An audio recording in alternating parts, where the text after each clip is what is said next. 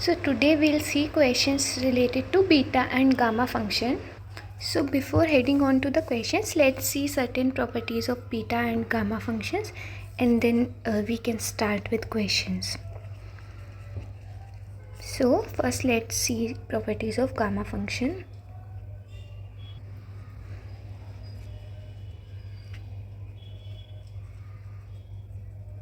So gamma function is basically represented by this notation, and gamma of n is equals to 0 to infinity e raised minus of x x raised n minus 1 dx. So this is basically the gamma function, and gamma of 1 is basically 1. Value of gamma at n equals to 1 by 2 is root pi, and gamma of n plus 1 is basically equals to n times gamma n, and it is also equals to n factorial. Like if you iteratively solve this, you'll get n factorial only. And further, gamma of n into gamma 1 minus n is equals to pi by sine n pi. So these are the certain properties of gamma function. So let's see few properties of beta function as well. So beta function is basically represented by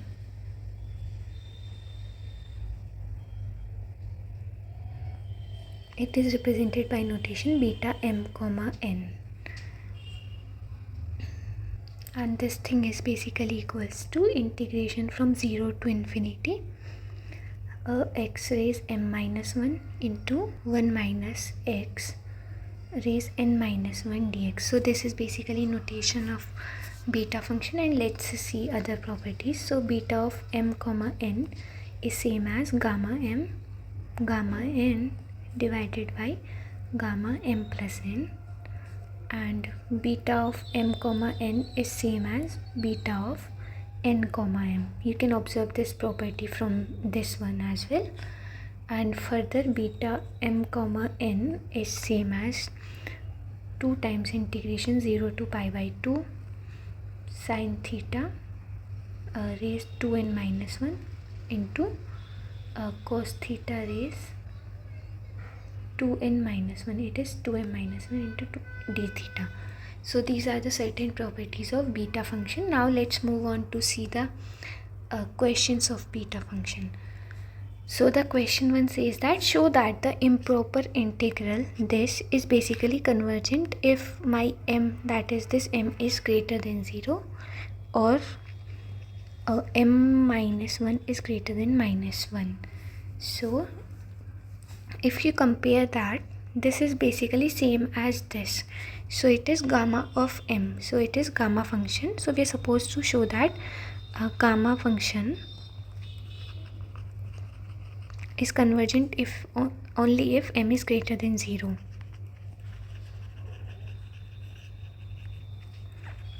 Only if m is greater than 0. Now first let us check like at what all points this gamma function has point of infinite discontinuities. So if you see that our function is basically 0 to infinity x raised m minus 1 into e raised minus x dx. So if you check at x equals to 0, we have infinite discontinuity when a function has infinite discontinuity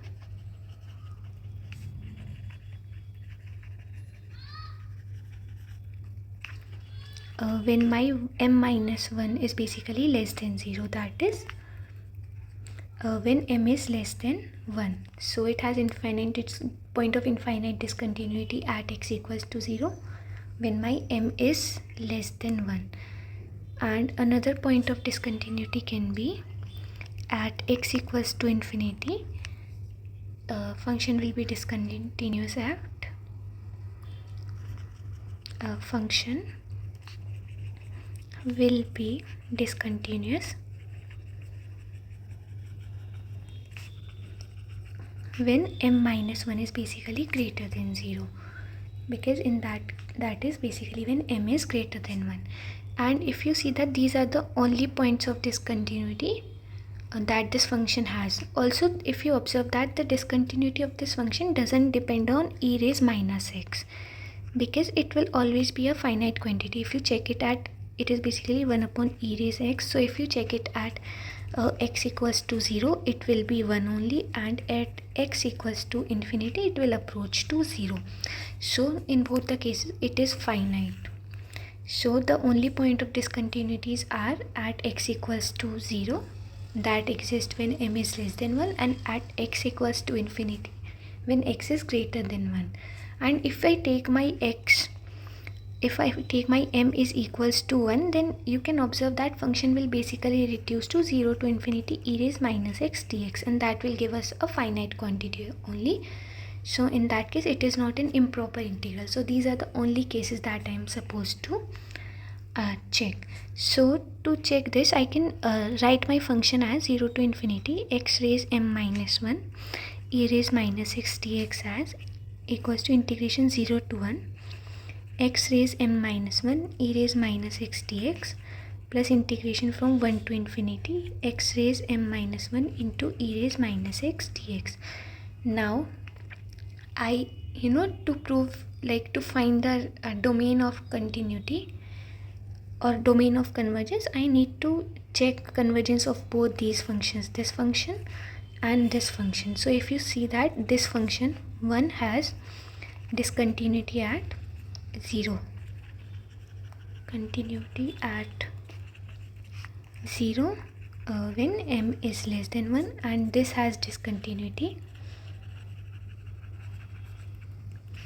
at infinity when m is greater than 1.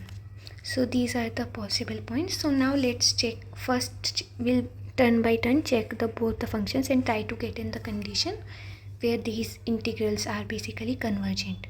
So for the first part, that is 0 to 1 x raised m minus 1 into e raised minus x dx.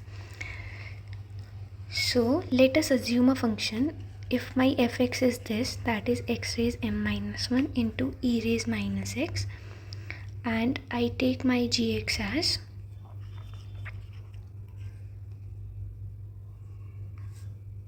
if I take my gx as x raised m minus 1, then using the results of continuity, limit x approaches 0, because that is the point of discontinuity, fx by gx will be equals to limit x approaches 0 x raised m minus 1 e raised minus x divided by x raised m minus 1. So this limit will be basically equals to limit x approaches 0 e raised minus x, and that is 1 only. And if you see that it is not equals to 0 and it's a finite quantity, not equals to 0 and a finite. So using the comparison result, basically we can say that both fx and gx will behave alike.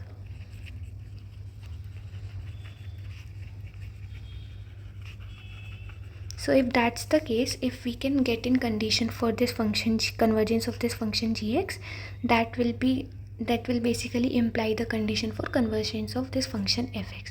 So let's see what will be integration 0 to 1 x raised m minus 1 dx. So if you see that in this case our m is less than 1. So since m is less than 1, so that basically implies m minus 1 is less than 0.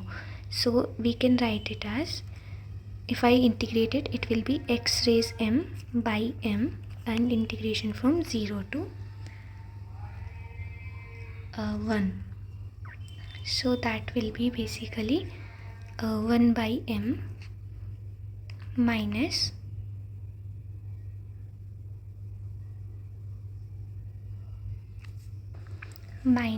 0 raised m by m. Now if you see that my m is already less than 1, and if this thing will be finite or 0 if and only if my m is greater than 0, because if my m is less than 0, let's say minus 1, this term will basically approaches infinity. So this is convergent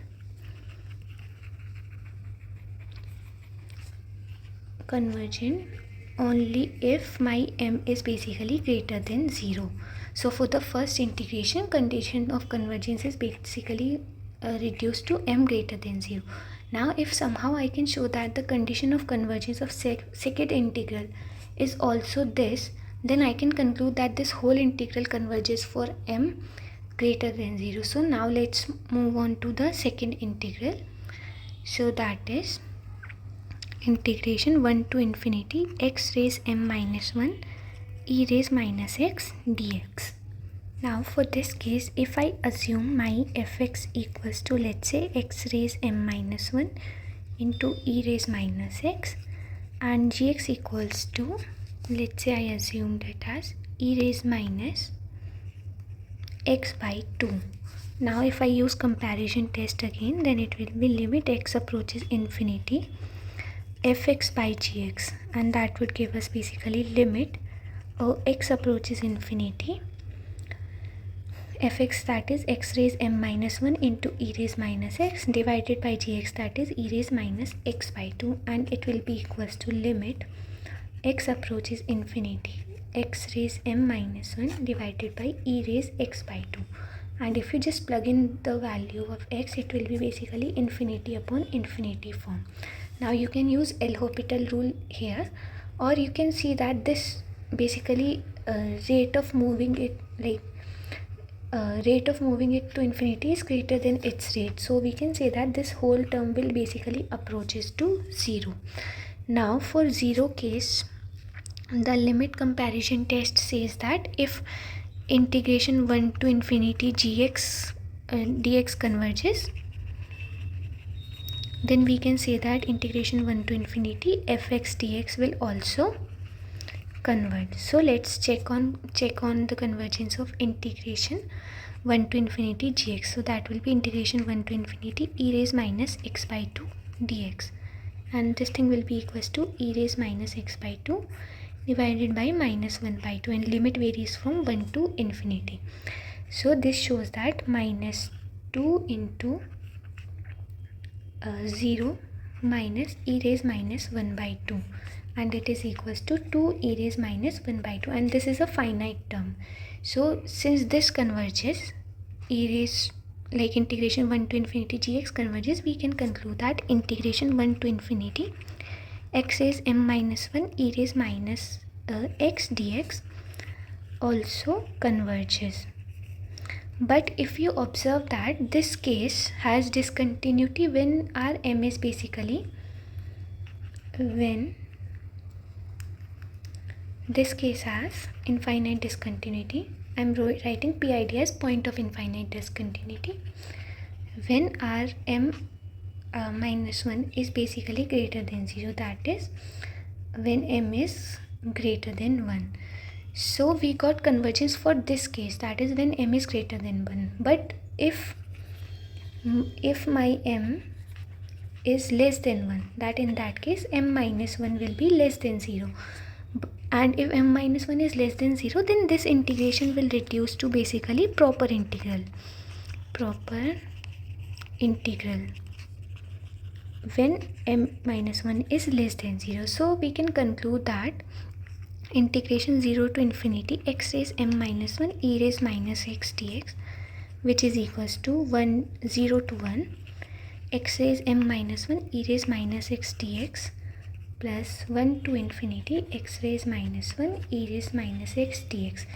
So this converges for all values of m, converges for all m, because we have shown convergence when m is greater than 0, greater than 1, and convergence for m less than 1 comes from the fact that for m less than 1 this will be basically a proper integral. So this integral basically converges for all values of m, and we have shown that this integral converges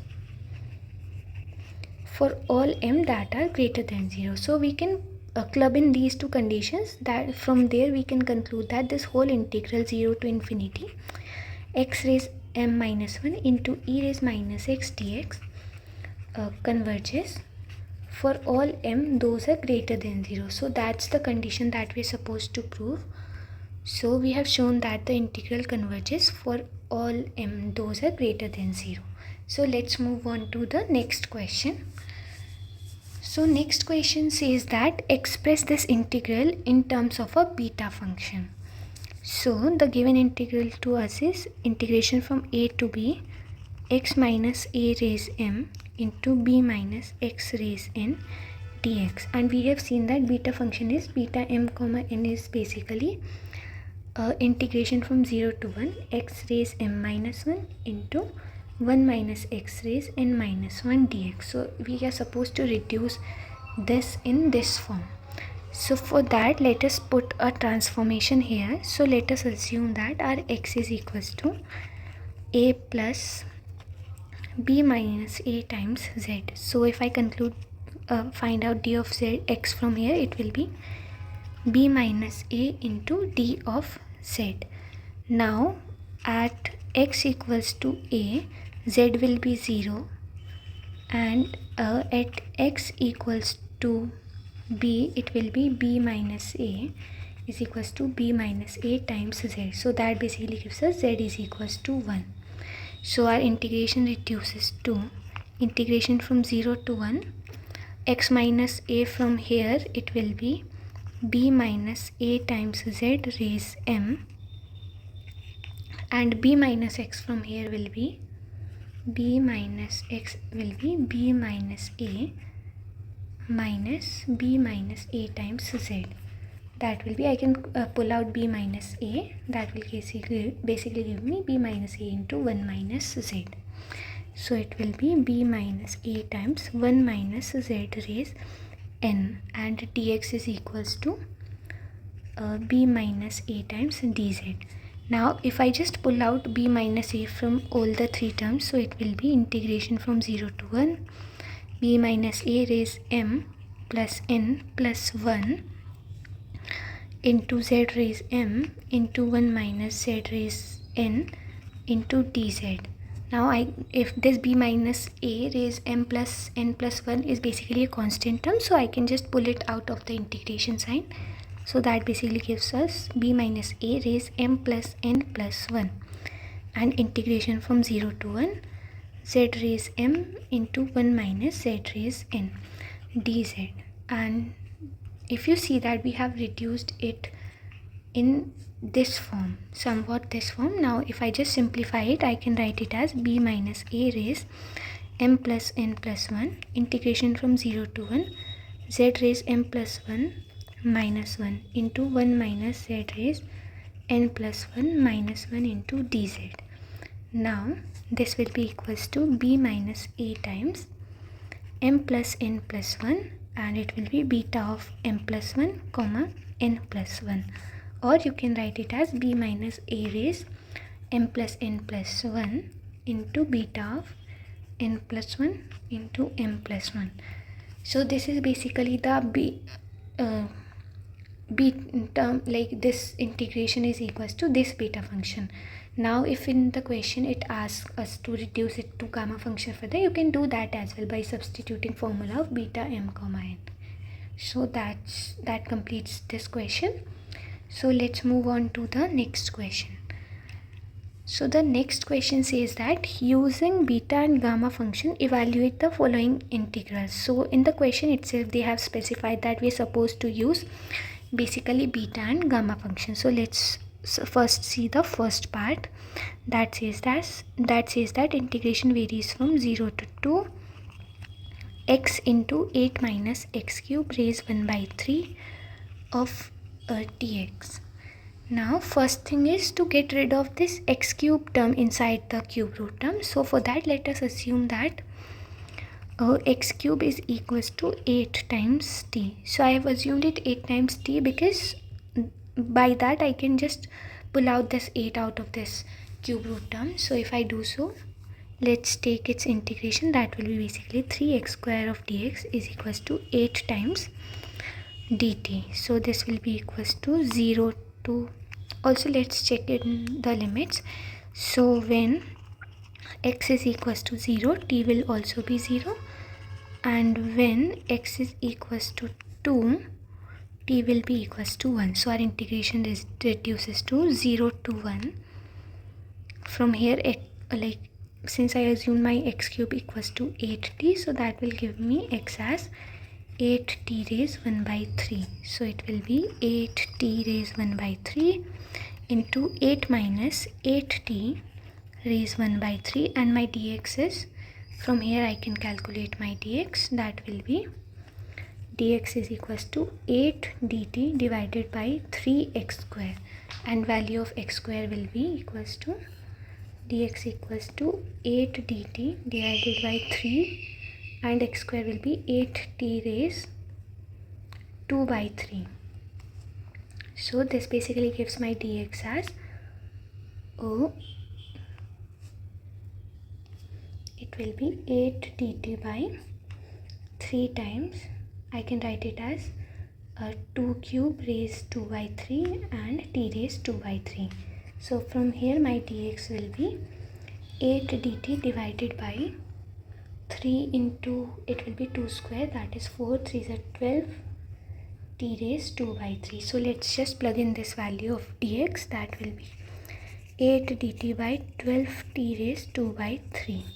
So that simplifies to 0 to 1. From here it will be 2 square into t raised 1 by 3, 1 minus t raised 1 by 3 into 8 dt by 12 t raised 2 by 3. That basically reduces to, we can pull out all the constants out of the integration sign. That will be 4 into 8 by 12 integration 0 to 1 t raised 1 by 3 minus 2 by 3 into 1 minus t raised 1 by 3 dt. So that basically gives us, from here we can balance out, it will be 8 by 3 integration 0 to 1 t raised minus 1 by 3 into 1 minus t raised 1 by 3 dt. So this is basically the reduced form, and I can further write it as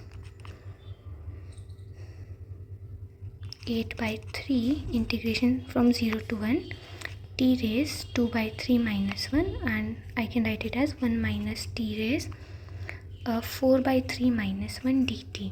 So this will be equals to 8 by 3 beta of 2 by 3 comma 4 by 3.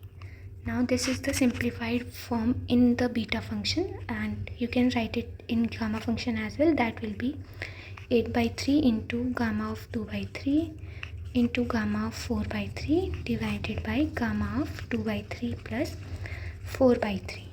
That basically equals to 8 by 3 times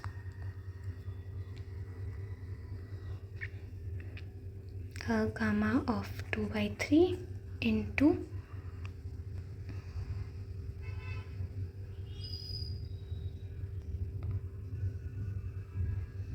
1 by 3 into gamma of 1 by 3 divided by gamma 2. That will be equals to 8 by 9 into gamma 2 will be 2 factorial, that is into 2 into gamma of 2 by 3 into gamma of 1 by 3. So that is equals to 4 by 9 gamma 2 by 3 into gamma 1 by 3. So that completes the first part of the question. So let's see what is second part.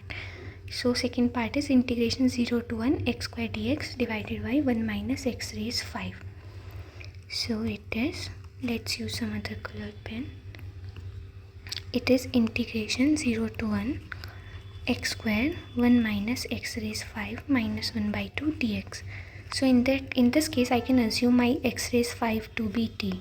So let's do that. Let x raised 5 is equals to t. So if I simplify it, from here I'll get 5x raised 4 dx is equals to dt.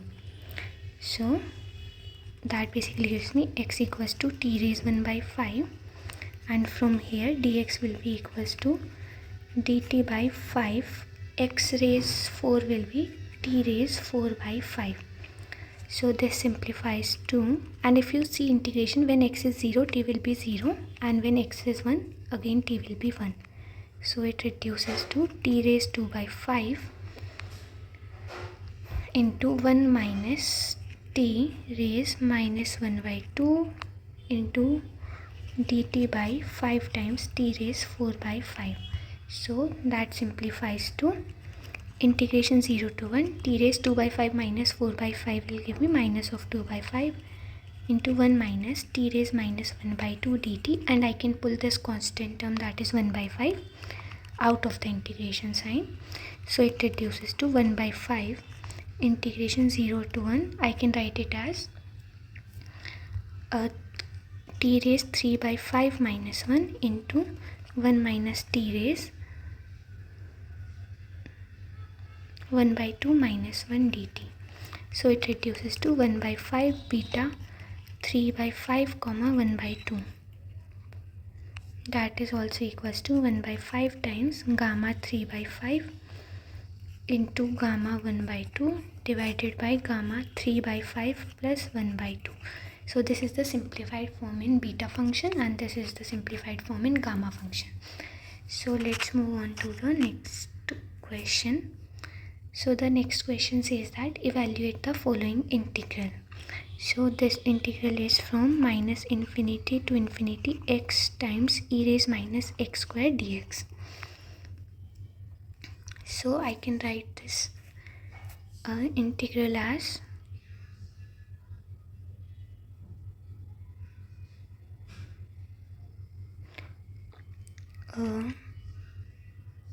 limit x approaches minus infinity, a approaches minus infinity, a to 0, x times e raised minus x square dx, plus limit b approaches infinity, integration from 0 to b, x times e raised minus x square dx. Now if we just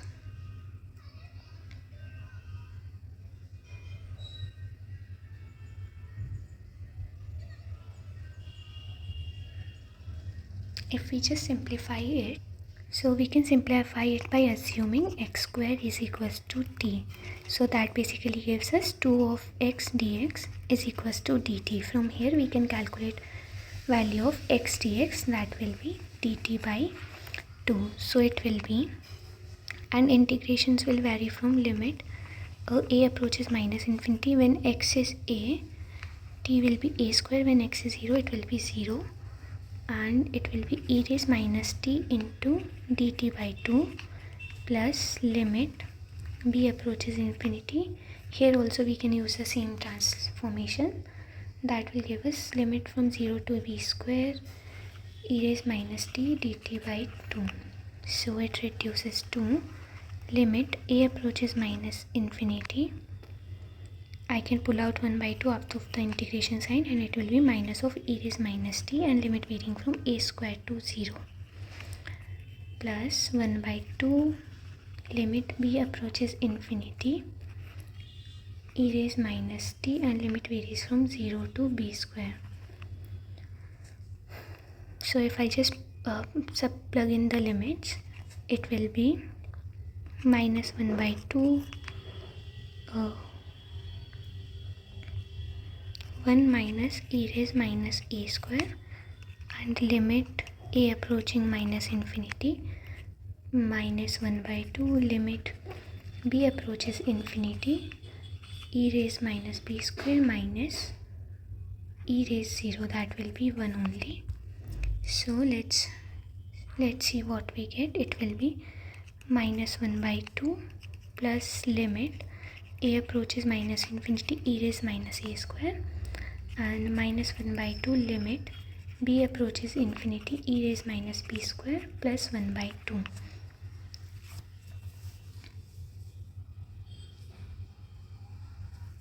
So if you see that this minus 1 by 2 balances this 1 by 2, and as a approaches minus infinity, a square will approach infinity, and this whole thing will approach 0.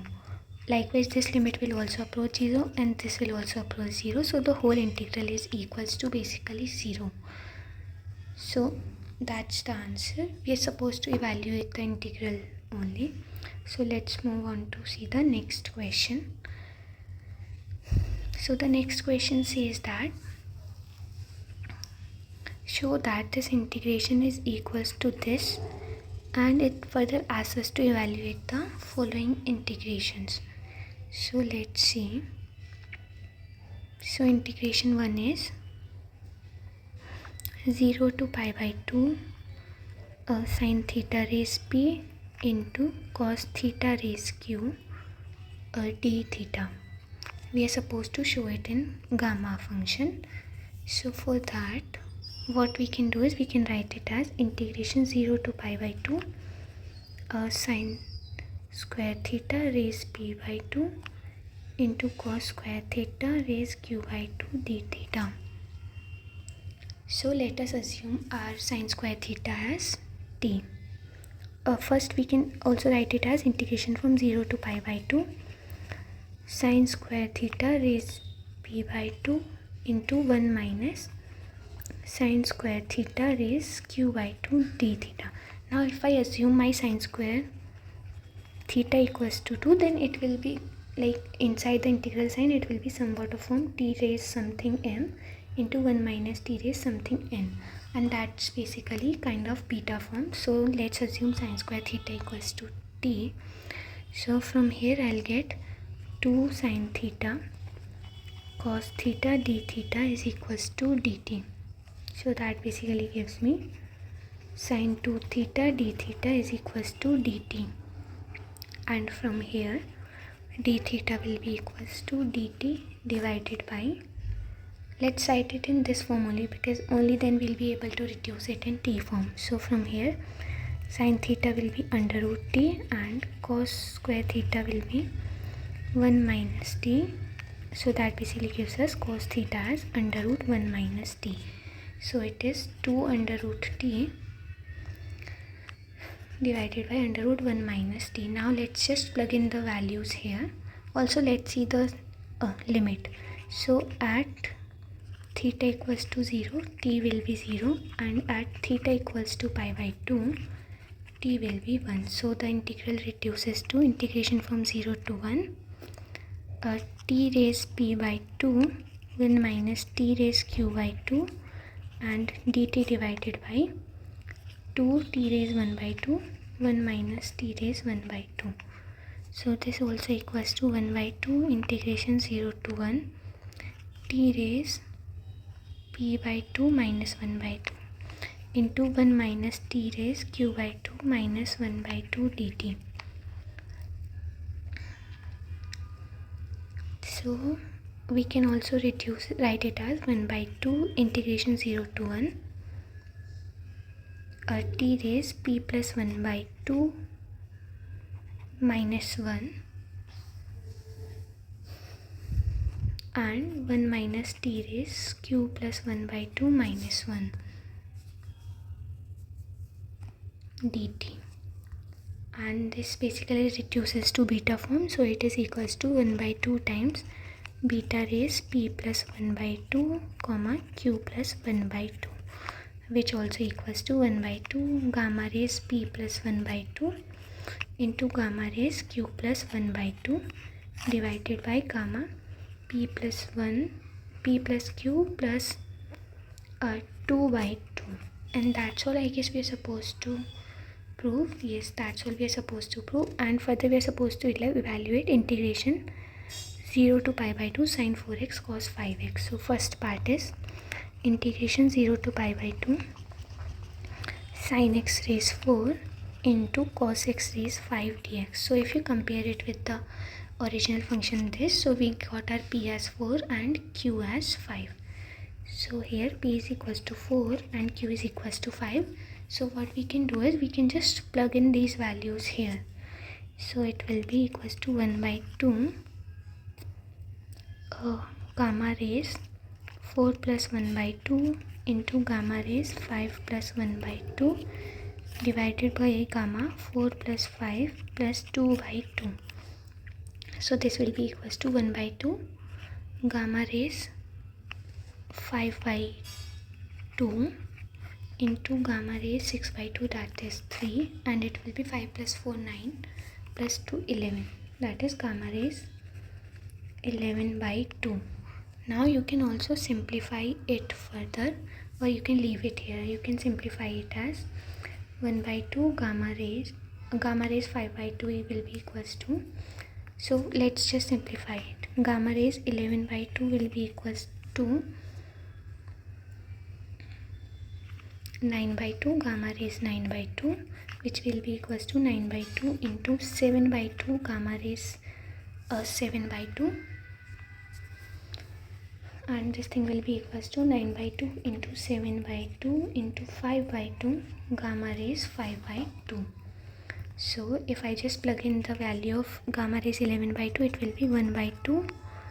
From here we can find out value of gamma 5 by 2 by gamma 11 by 2. That will be equals to 8 into gamma 3, that will be 3 factorial, divided by 9 into 7 into 5. So that basically gives us, it will be 4 times 3 factorial 6 divided by 9 into 7 into 5. 3, it will be 8 by 7 3 is 21 times 5, 105. So this is the final value of this integration. So let's solve in the second part. So the second part says that solve integration 0 to 1 x cube 1 minus x square is 5 by 2. 1 minus x square is 5 by 2 dx. So here what we can do is we can assume our x square is equals to t, and if we solve it, it will be 2x dx is equals to dt, and it reduces to integration 0 to 1 t raised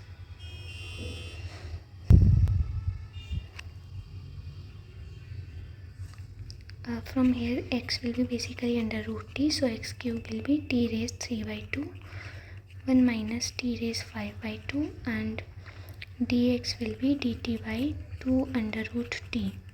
So it simplifies to 1 by 2, 0 to 1 t, 1 minus t raised 5 by 2 dt, that is equals to 1 by 2 integration 0 to 1 t raised 2 minus 1 into 1 minus t raised 7 by 2 minus 1 dt.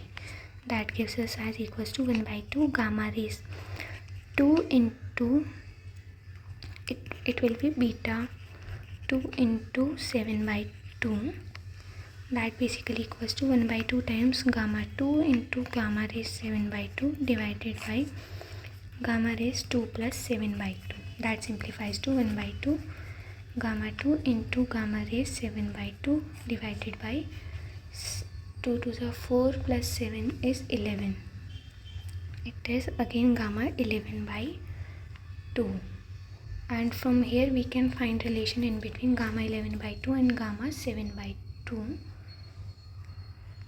So this reduces to 1 by 2 times this 2 factor, gamma 2 will be 2 factorial, so this balances out this 2. So it reduces to gamma 7 by 2 by gamma 11 by 2. So it will be 4 times 7 9s are 63. So this is the final value of integral. And let's move on to the third part. So the third part says that evaluate integration 0 to 1 x raised 4 1 minus x cube. 0 to 1 x raised 4 1 minus x whole cube dx. So we can also write it as 0 to 1 x raised 5 minus 1 1 minus x raised 4 minus 1 dx. So it will be equals to beta 5 comma 4. So that is equals to gamma 5 into gamma 4 divided by gamma 5 plus 4, that is 9. So it is equals to 5 factorial into 4 factorial divided by 9 factorial, and you can simplify it. It will be 24 times 5 factorial divided by 9 into 8 into 7 into 6 into 5 factorial. So this balances out. So it is 1 by 9 times 14, which is equals to 1 divided by 126. So that's the final answer. So this completes this question. The next question, we are supposed to basically evaluate this integral I, and I is equals to integration from 0 to 1 x log 1 by x cube root.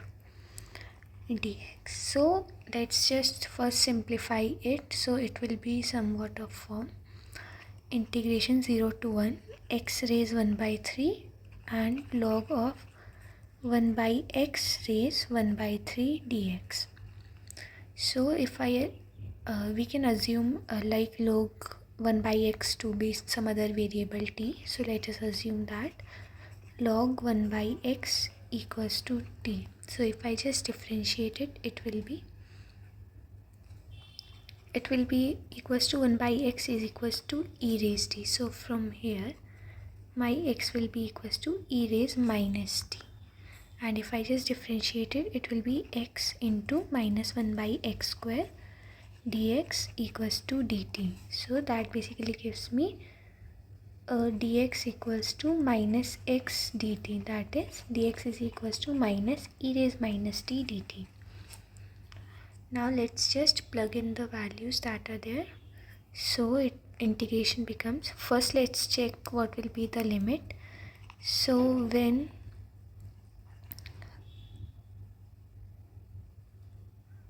x is 0, t will approach to infinity, and when x is equals to 1, t will approach to 0. So the integration reduces to infinity to 0. X is e raised minus t raised 1 by 3, t raised 1 by 3 into dx, that is minus e raised minus t dt. So this is equals to minus integration infinity to 0 e raised minus t by 3 into e raised minus t into t raised 1 by 3 dt. Now because of this minus sign, we have a formula for definite integral that says that minus of a to b fx dx is equals to b to a fx dx. So using that, the integration reduces to 0 to infinity e raised minus 4t by 3 into t raised 1 by 3 dt. Now if I assume this 4t by 3 to be some constant p, so let's assume that 4t by 3 is equals to p. So that basically gives me 4 by 3 dt equals to dp. And if I calculate value of t from here, so that will be 3p by 4. And the limits will be when t is 0, p will also be 0, and when t is infinity, p will also be infinity. So integration reduces to 0 to infinity e raised minus p into t is 3p by 4 raised 1 by 3, and dt is 3 by 4 dp. So this thing is equals to, I can pull out 3 by 4, this 3 by 4 and 3 by 4 cube root from here. So it will be 3 by 4 raised 4 by 3 integration 0 to infinity e raised minus p into p raised 1 by 3 dp.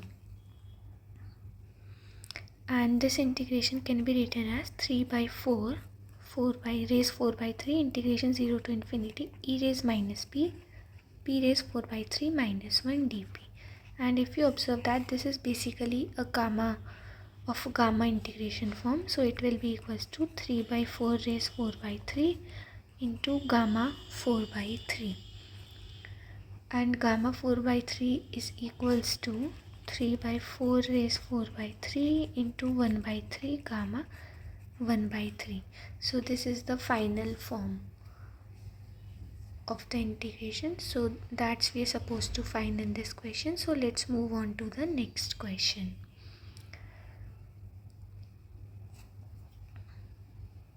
So the next question says that show that the integral 0 to infinity e raised minus x raised alpha minus 1 dx, and here alpha is greater than 0, exists by separately taking cases for alpha greater than equals to 1 and 0 less than alpha less than equals to 1. So basically we're supposed to show the convergence of this integration. So first thing in this, what we'll do is we'll basically check out the point of infinite discontinuities, and there will be two cases. One when 1 when 0 will be point of infinite discontinuity, that will be case when alpha minus 1 is less than 0, and when infinity is point of infinite discontinuity, and that will be case when alpha minus 1 is greater than 0. So you will get both cases when alpha less than 1, and here it will be alpha greater than 1. So this is basically a repeated question. We have seen its convergence in so it's a repeated question. So let's move on to see the next question. So the next question says that we're supposed to prove in this relation. So this is 2 of z is equals to 2 raised to z minus 1 divided by under root pi into z into z plus 1 by 2, and this sign is of gamma. This basically represents a gamma function.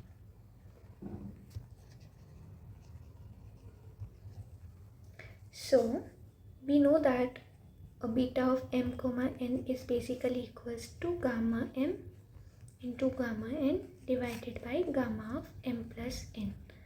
And if I choose my m is equals to n, so that basically gives me beta n comma n as gamma n into gamma n divided by gamma of 2n. So we are supposed to prove that gamma of 2z is equals to this term. So we'll be needing this relation. So let's name it as 1. Also in the previous questions we have seen that beta of m comma n as equals to 2 times integration 0 to pi by 2 sine theta raised 2m minus 1 and cos theta raised 2n minus 1 d theta. So what basically we have seen is integration from 0 to pi by 2 sine p theta into cos q theta is equals to gamma p plus 1 by 2 into gamma q plus 1 by 2 divided by gamma p plus q plus 2 by 2. So this is the relation that we have seen, and we can reduce it to this form by translating our p's and q's. So that's we have seen. We'll be needing this relation as well. So let's name it as 2. Now if in this case I take again my m equals to n, so that basically gives me beta n comma n is equals to 2 times integration 0 to pi by 2 sine theta raised 2n minus 1 into cos theta raised 2n minus 1 d theta. Now I can write it as 2 times integration 0 to pi by 2 sine theta into cos theta raised 2n minus 1 d theta, right? And if I can make this as sine 2 theta if I can multiply and divide by some constant term. So let's do that and reduce it to sine of 2 theta.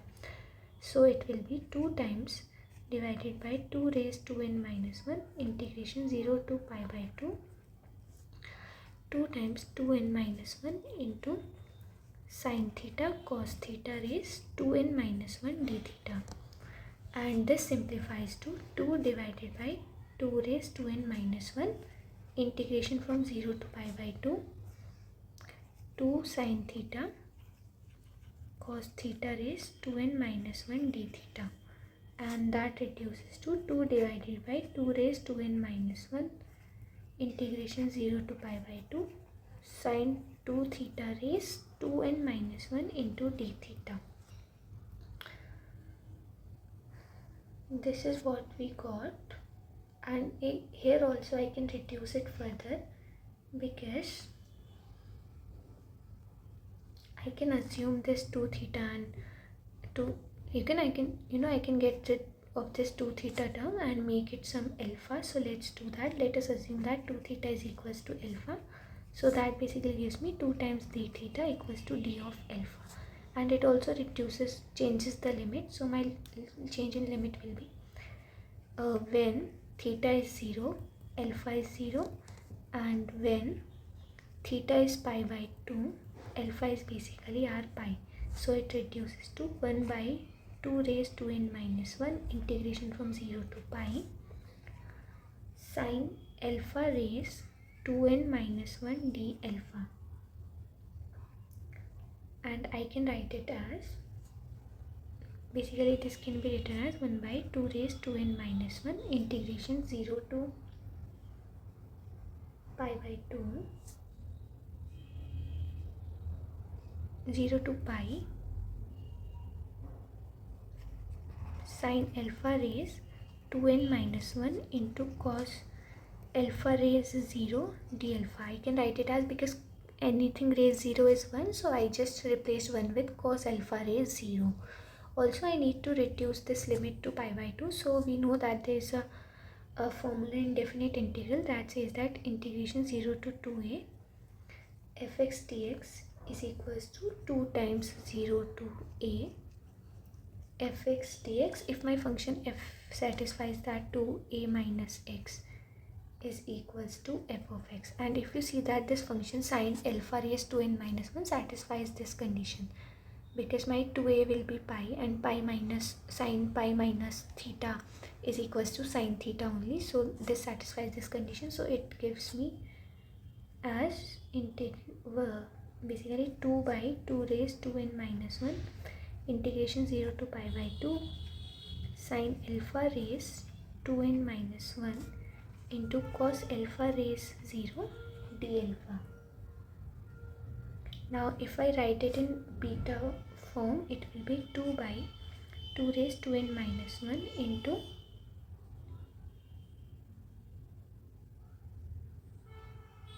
beta n comma, if I compare it with 2m plus 1 equals to 0, so that basically gives me m is equals to 2n minus 1 with 0, that basically gives me m equals to 1 by 2. So it will be beta n comma 1 by 2 divided by, it will be this only, and we can reduce now, we can now reduce it in basically gamma form. So it will be beta n comma 1 by 2, that will be gamma n into gamma 1 by 2 divided by gamma n plus 1 by 2. This is the result that we got. Now let's just basically simplify it further. So if we simplify it further, we basically got this as beta n comma n as beta n comma n as,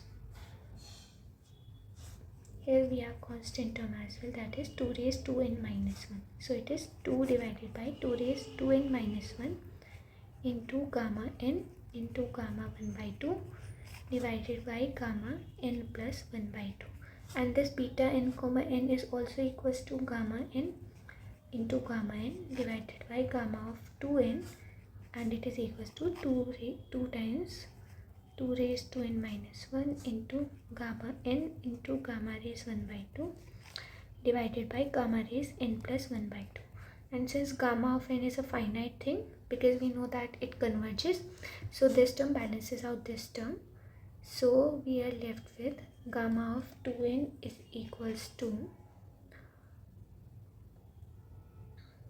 2 raised to n minus 1 divided by 2 into gamma n into gamma raised n plus 1 by 2 divided by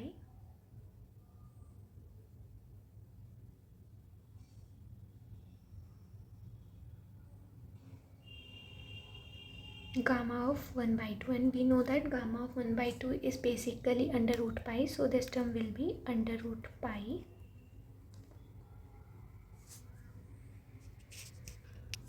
we are missing a 2, because in the final equation that we're supposed to prove, there isn't 2 there. So let's see where we missed this 2 term.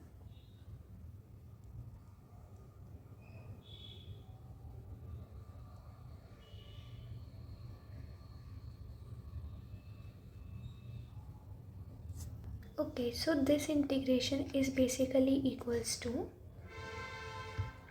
so here this integration is basically equals to 0 to pi by 2 sine alpha raised to n minus 1 into cos alpha raised 0 d alpha.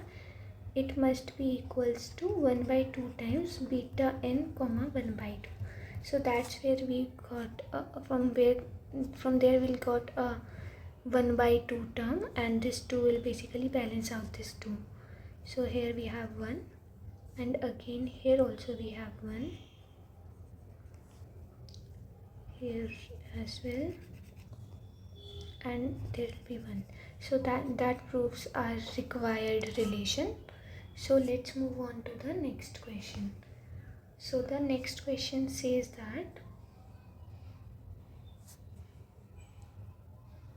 we are supposed to basically evaluate this integration using the gamma function. So first thing is we need to reduce it in gamma function form. So for that, what I'll do is, you can assume this ax square as some t, but assuming it as a t doesn't make any difference. So first let's get rid of this base 2. So we need to make it as e in order to apply a gamma function. So we know that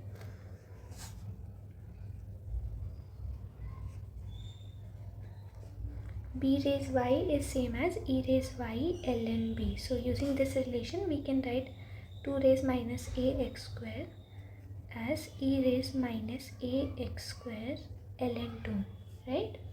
So using this relation, I reduce this integral equation to I from 0 to infinity e raised minus ax square ln 2 dx. Now I can assume this ax square ln 2 term as t. So if I assume it as t is equals to ax square ln 2, then dt will be 2ax ln 2 dx. So from here my dx will be basically dt divided by 2a ln 2 times x, and I can just evaluate value of x from here. That will be t by a ln 2 under root x is equals to t by a ln 2. So this give my dx as dt by 2a ln 2 into 1 by x, that is a ln 2 divided by t. This simplifies to dt by 2 under root t a ln 2. Now let's use this relation in the integral equation. So I is basically, and if you observe that when my x is 0 then my t is 0, and when my x is infinity t is infinity. So there is no change in limit of integration. So it will be e raised minus t into dx, that is dt by 2 under root a ln 2 into under root t. So this simplifies to, I can pull out these constant term, that is 2 1 by 2 under root a ln 2 out of the integral sign. So it will be 2 times a ln 2 integration 0 to infinity t raised minus 1 by 2 into e raised minus t dt. So if you compare it with gamma function form, so it is basically 1 by 2 under root a ln 2 integration 0 to infinity e raised minus t into t raised 1 by 2 minus 1 dt. So it is equals to 1 by 2 under root a ln 2 into gamma of 1 by 2, and we know that gamma of 1 by 2 is under root pi. So it reduces to under root pi divided by 2 under root a ln 2. So this is the final answer of the integration that we are supposed to solve. So let's move on to the next question. So the next question says that find all real values of p and q so that this integration basically converges. So we're supposed to tell like for what value of p and q the integration converges. So first let's reduce it. So the given integration is I integration 0 to 1 x raised p log of 1 by x raised q dx. So first let's get rid of this log 1 by x term. So let's assume it as t. So t is equals to log of 1 by x. So that basically gives me dt equals to x into minus 1 by x square dx. So from here my dx is dt is dx is equals to minus x dt, and if I calculate x from here, it will be e raised minus t equals to x. So if I just plug in this value here, so my dx reduces to minus e raised minus t dt. Now let's just simplify the integration. So it will be, also observe the change in limit. So when x is equals to 0, t approaches infinity, and when x is equals to 1, t approaches 1. So it is, I basically reduces to infinity to 0, e raised minus t raised p into t raised q, and dx is minus e raised minus t dt. So it is equals to integration 0 to infinity e raised minus t raised p plus 1 into t raised q dt. We have used a result that says that a to b fx is equals to integration b to a fx dx. So that helps us switch the upper limit with lower limit. Now if I assume, like in order to reduce it to gamma function form, let's assume t times p plus 1 equals to some u. So that gives me p plus 1 dt equals to du, and there will be no change in limit. So it is integration 0 to infinity e raised minus u, and t is basically u divided by p plus 1 raised q, and dt is du divided by p plus 1.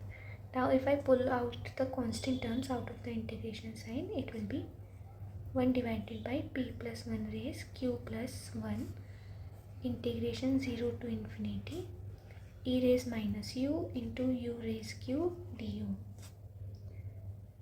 which is also equals to 1 divided by p plus 1 raised q plus 1 integration 0 to infinity e raised minus u into u raised q plus 1 minus 1 du. So this is equals to 1 divided by p plus 1 q plus 1 into gamma q plus 1, and it converges when this gamma plus 1 is basically greater than 0. It converges when q plus 1 is greater than 0, that is for q greater than minus 1. So the given integration converges for x, for basically q, those are greater than 1. So let's move on to the next question. So the next question says that evaluate the following in terms of gamma function. So using gamma function, we need to evaluate it. So first let's just simplify it to gamma function form, then only we'll be able to use that. So it says that integration 0 to a x cube divided by a cube minus x cube raised 1 by 2 dx. So let's assume that x cube is equals to a cube sine square theta. So from here I'll get 3x square dx as 2a cube sine theta cos theta into d theta, and that basically gives me dx as 2a cube sine theta cos theta divided by 3x square d theta, and from here my x square will be, x will be equals to a into sine theta raised 2 by 3, and x square will be a square into sine theta raised 4 by 3.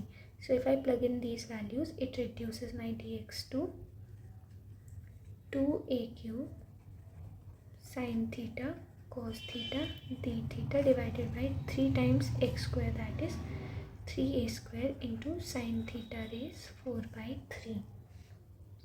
Now let's see what will be the change in limit. So when x is equals to 0, theta is 0, and when x is equals to a, theta is basically pi by 2. So it reduces to integration from 0 to pi by 2. X cube is a cube sine square theta divided by a cube 1 minus sine square theta, that is cos square theta, and 1 by 2, and my dx is 2a by 3 sine theta cos theta divided by sin theta raised 4 by 3 times d theta. Now if I simplify it, this AQ balances out this, and sin square theta by cos square theta is tan square theta, and tan square theta under root is tan theta into 2a by 3 sin theta cos theta divided by sin theta raised 4 by 3 d theta.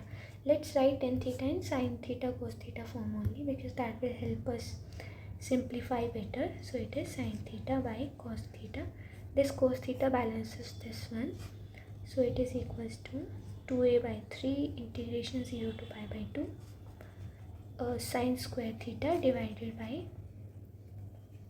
sin theta raised 4 by 3 d theta, and it is equals to 2a by 3 integration 0 to pi by 2 sin theta raised 2 minus 4 by 3 d theta, that is equals to 2a by 3 integration 0 to pi by 2 sin theta raised 2 by 3 d theta, and it can be written as 2a by 3. Like if I compare it with this form, that is beta m comma n is equals to 2 times 0 to pi by 2 sin, like this,